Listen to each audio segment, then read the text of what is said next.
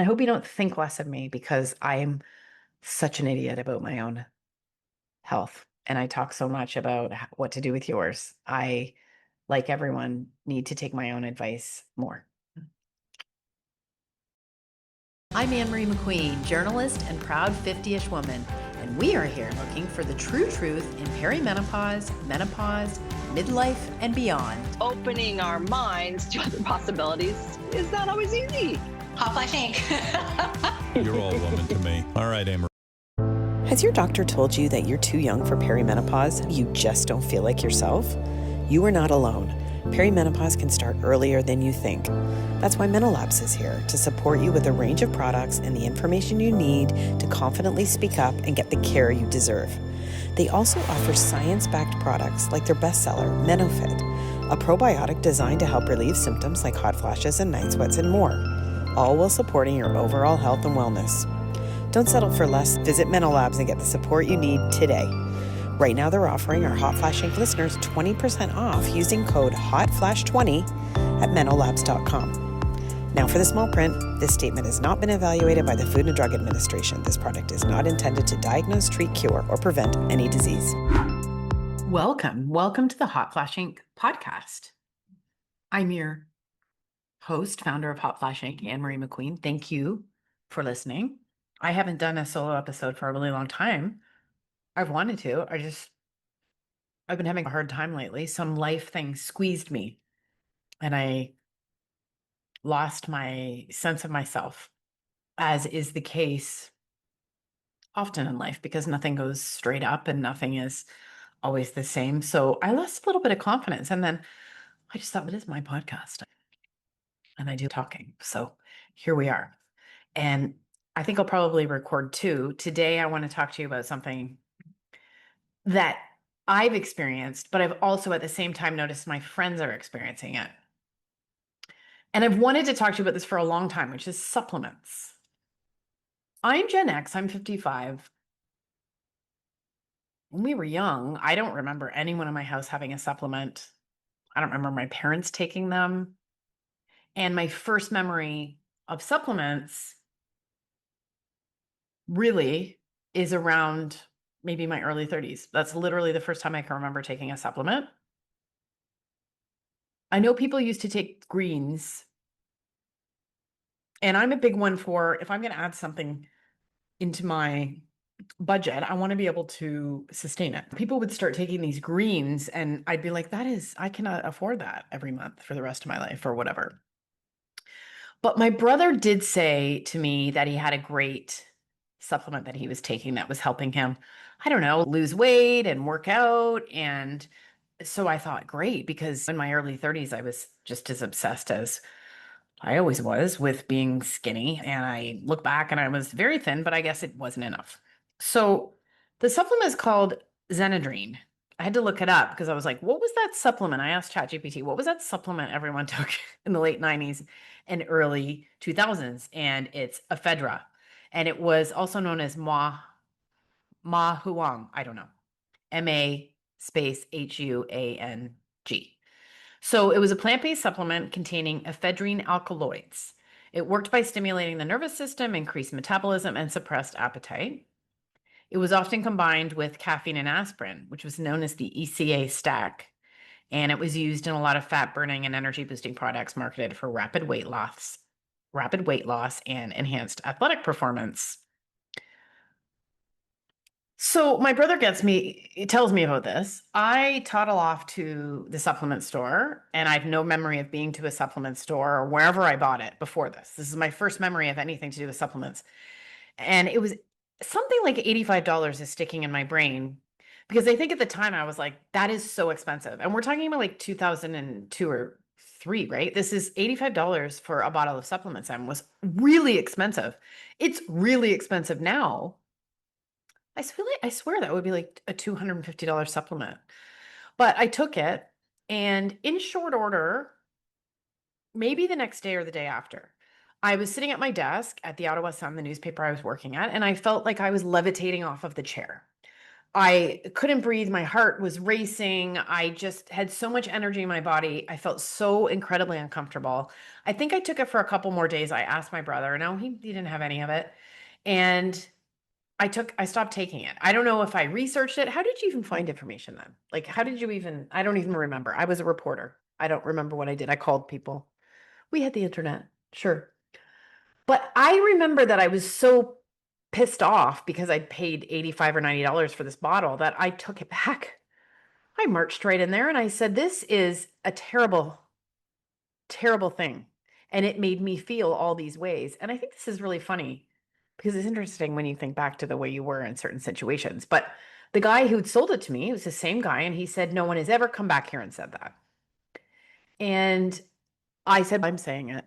And I did something that I had learned when I was buying a car, or I had read in an article about negotiations where you just sit there quietly and then the person has to do what you want them to do because they can't stand the silence. Anyway, he gave me the money back. He was so mad when someone like opens the cash register and they're banging, and then he gave it back to me and I was like, woohoo, no more ephedra for me. No more Xenadrine. So I looked it up. Why did it fall out of favor? Linked to serious health risks, including high blood pressure, heart attacks, strokes, and seizures. What do you think was going on in my body? There were high profile cases of deaths, including the death of Baltimore Orioles pitcher Steve Beschler in 2003. This is when this thing was popular when I was taking it. And it was banned in the US in 2004 due to safety concerns. So, look, this is my first experience with supplement. It wasn't great. It didn't stop me from going all in on supplements over the years. And I also think it's a really good illustration of how my brother took it and he was fine. I took it and I was not fine. And that's the weirdest thing about things, is that we aren't all the same. And so it's very easy to discount a person who's experiencing something that you're not experiencing or that most people don't experience.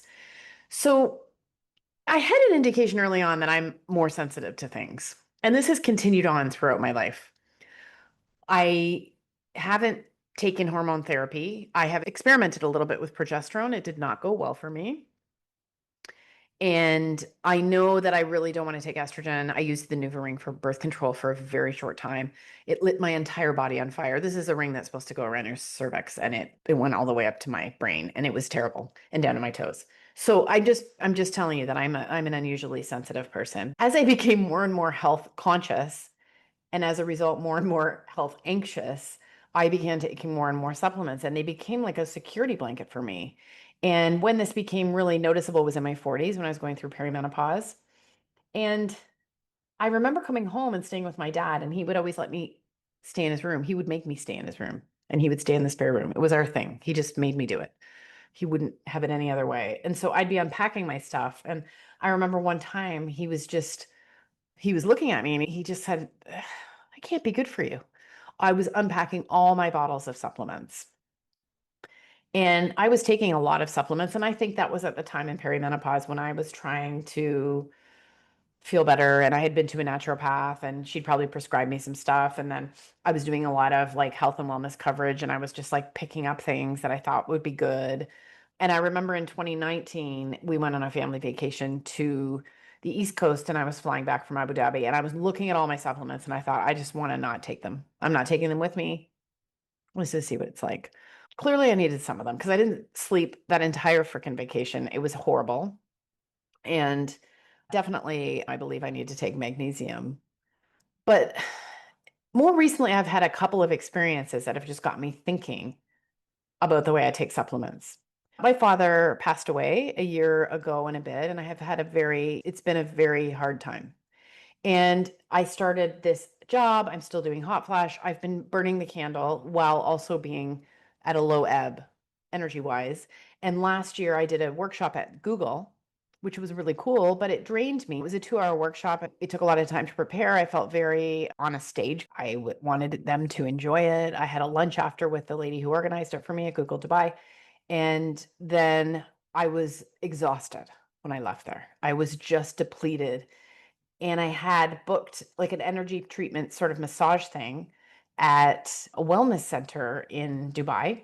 And this is a side, but I was walking through the wellness center looking at all the cool things they had there.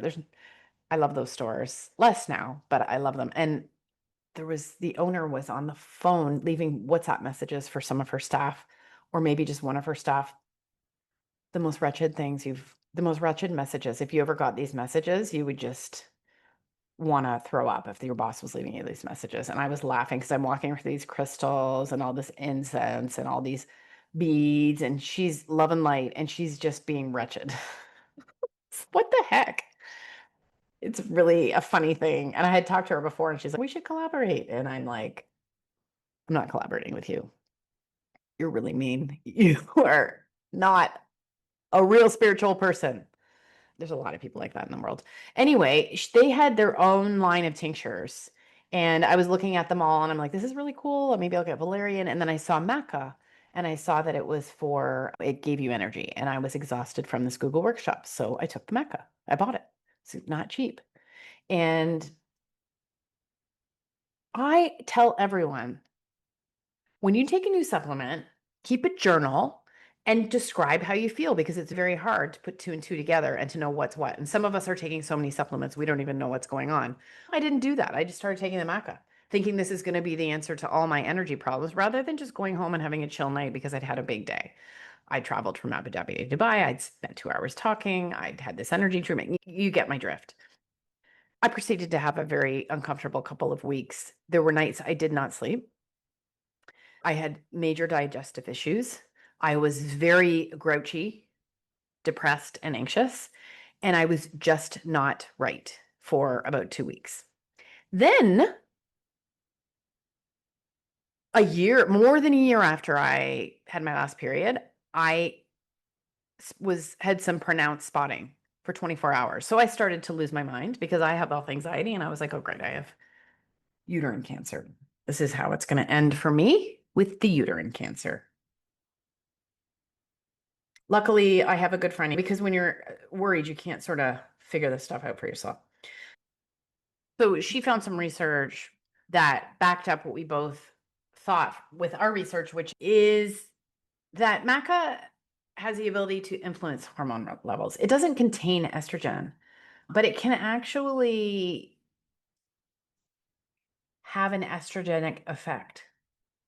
And some studies have shown that maca can directly influence estradiol levels in some individuals, particularly in early postmenopausal women, potentially increasing overall E2 levels while reducing luteinizing hormone levels. They have phytosterols, or plant sterols, which are structurally related to steroid hormones like estrogen and testosterone. It's not considered a supplement. It's not considered a substitute for hormone therapy, but I was taking it to the point that I had bleeding. And I felt awful on it. I'm going to sound really woo when I say this, but I have these Chinese energetics treatments with this fellow Marshall. And I was telling him about this. I said, I'm really recovering because it's like I loaded my body with this plant that made me all estrogenic, and it was not good. And he said, why did you take it? And I said, I was really tired. And he said, why didn't you rest? And I said, I don't know. I really don't know. And it was a really profound thing. And it got me thinking about how I grab things when things aren't going well that I think will help me. And the last couple of months have been hard again. I had a financial situation, I had a work situation, they dovetailed, and it just really made me feel crunched and squeezed and not good about myself and very low. And so I had a DNA test with my doctor, Dr. Sophie. She said, this is a once in a lifetime test. We'll just look at your genetic variations and see how you are. And we got the results of that. And I will talk about that too. I have some genetic variations that impact my ability to methylate. So she prescribed me some nutraceuticals, she calls them, some supplements. And we rejigged. While I was ordering the supplements, realized I was very tired and I felt really low. And the whole reason I have this doctor in the first place is that I was in my early 50s. My health really blew apart after having decades of IBS. And then I developed leaky gut, fatty liver,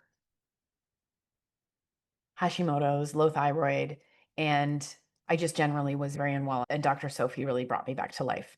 And she has a regime, there's no medication in it. But at some point, perhaps when I was corresponding with a company, I found out about desiccated thyroid. And this is my own ignorance, but I was like, oh, maybe I'll take a little bit of that just to bump up my thyroid. First of all, that's not really how it works. It's a medication. And the whole goal of working with Dr. Sophie is that we would get my thyroid working better in the way that it was supposed to support it. So only once or twice did I get a bottle of this, a smaller dose.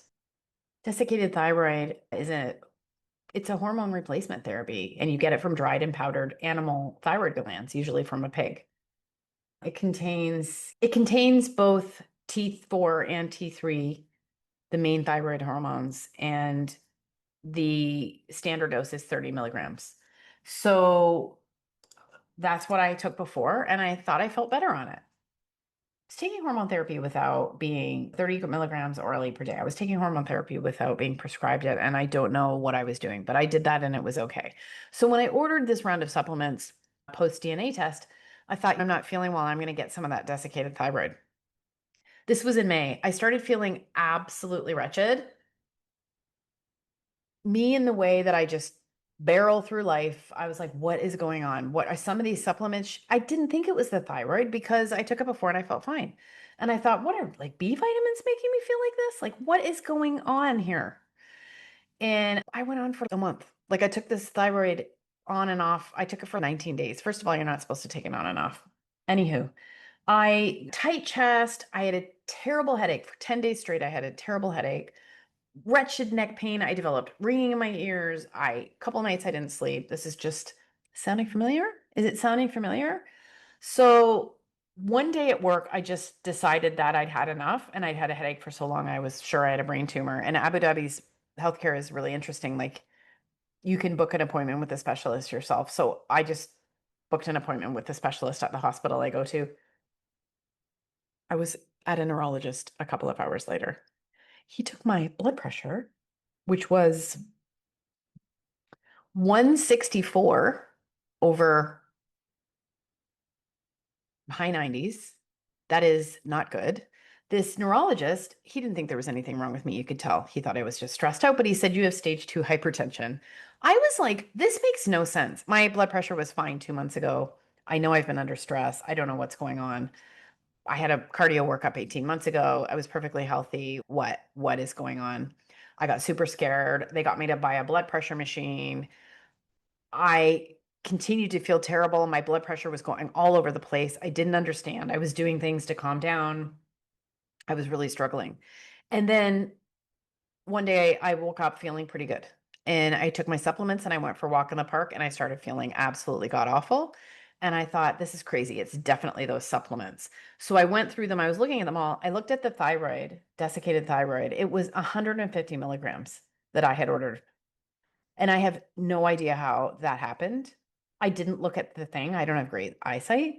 I was taking 5 times the dose. So I immediately started asking all sorts of questions and researching. And this is definitely could happen from that. And so I just tapered it a little bit. I went to see my doctor that weekend because she was concerned about my blood pressure, but I told her, and she's so sweet. She's like, why did you do that? And I said, I told her. And she was like, I don't think there's anything wrong with your heart. We'll fix it. And already my blood pressure is down. I'm feeling much better. The headache's almost gone. The ringing in my ears is still there. As if I didn't have enough going on, I took a thyroid hormone overdose. And she did say, Anne Marie, you've done this before. Like, maybe this is the time to wonder why you do this. Like, just rest. And I also don't take my own advice. Like, I tell you guys and I tell people on social media, keep a journal of how you feel. And I did it. And it went on for longer than 2 weeks. I was just shoving this blast of thyroid hormone down my throat and thinking, why do I feel so bad? And as this has been happening, of course, I've been talking to my friends about it. And at first I thought, this is it. I've got stage 2 hypertension. But my friends are also, I feel like, really waking up to, I'm taking too many supplements. I don't know what they're doing. I know food is the way to go. And my best friend's a barometer for that, and another really good friend. And we're all cutting down on the amount of supplements we take. It's like a habit. It's a habit. It's a false sense of security. Sometimes we don't even know why we're taking these supplements. It's very expensive. And I think the most important thing that's happening, and I'm just not surprised that it's happening in my mid-50s as we're finally growing up, is that it is me thinking there's something wrong with me and that there's something external that I can take to fix it, rather than stopping and saying, Anne Marie, what is going on with you and what do you really need? Like, why am I ordering an expensive supplement to be delivered? Why am I not just resting and not feeling guilty about it? Why am I not removing things from my life during this hard time? Why am I not doing things to regulate my nervous system? Why? I listened to a really good podcast this week by Kelly Brogan, who's a psychiatrist, a neuropsychiatrist in the US. She's controversial because she gets people off medication. She doesn't put anyone on, but she was talking about how we all walk around, or many people walk around with this notion that if something's wrong with me, I'll do something. I'll call the doctor, I'll get this, and I'll fix this symptom. If you can move to thinking that a symptom is a good thing, it's your body talking to you, it's your body saying something needs attention, then you won't just be grabbing at whatever you think can fix it, whatever is outside of you. If I hadn't done any of this, I've lost so much time feeling like shit over the last 5 weeks. If I had just gone to bed early, done yin yoga, done some somatic work, gone for long walks, I would have passed through it. Instead, I fell into a pit and dug it a little bit deeper. The reason I just want to talk about supplements is it's just they're everywhere. And I love the companies that I've worked with.